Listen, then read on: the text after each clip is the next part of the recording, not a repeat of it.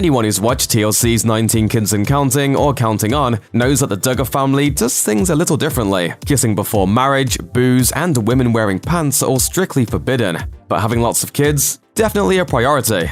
4 of Michelle and Jim Bob's adult daughters, Jill, Jessa, Ginger, and Joy, have already tied the knot and are carrying on some of their parents' traditions. Here are some of the strange ways Duggar marriages veer off the beaten path.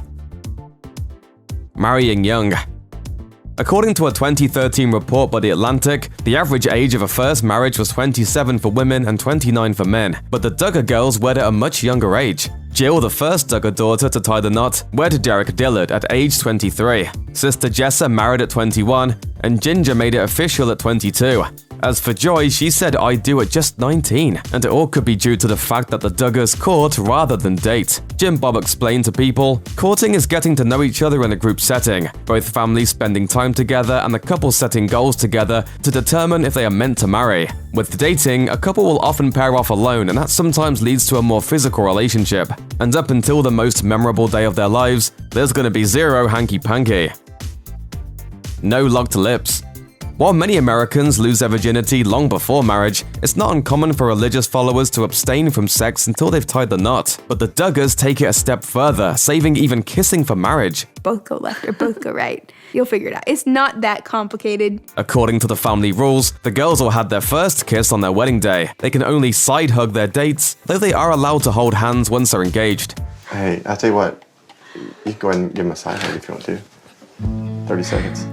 Jessa's husband, Ben, explained that he and his wife saved physical intimacy for their wedding day, saying, "From the outset of our relationship, we had some physical boundaries that we tried to set. In order to stay true to their chastity vows, all dates, phone calls, and texts are overseen by a chaperone until they say "I do."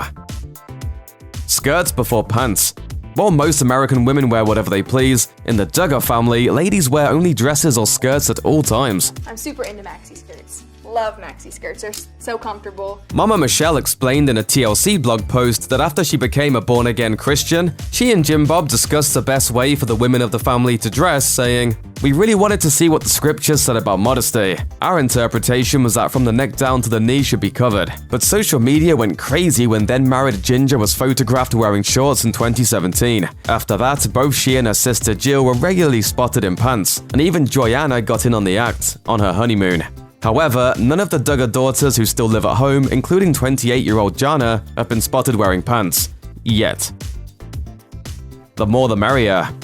As of 2015, the average family had 2.4 children, according to the Pew Research Center. But all of the married Duggar daughters say they'll be happy with as many kids as possible. Before her 2014 wedding, Jill told ABC News, "Both of us want as many kids as God will give us, and we've talked about adoption. My parents have kept popping them out, so we'll see how our fertility is." Before conceiving a honeymoon baby at age 19, Joy told People, "We want as many as the Lord thinks we can handle, and we are putting it into his hands." Jill and Jessa each had 2 sons within their first 4 years of marriage, and Joy welcomed her first child about 9 months after tying the knot. Ginger is expecting her first baby in 2018 after a little more than a year of marriage. Controversial couplings.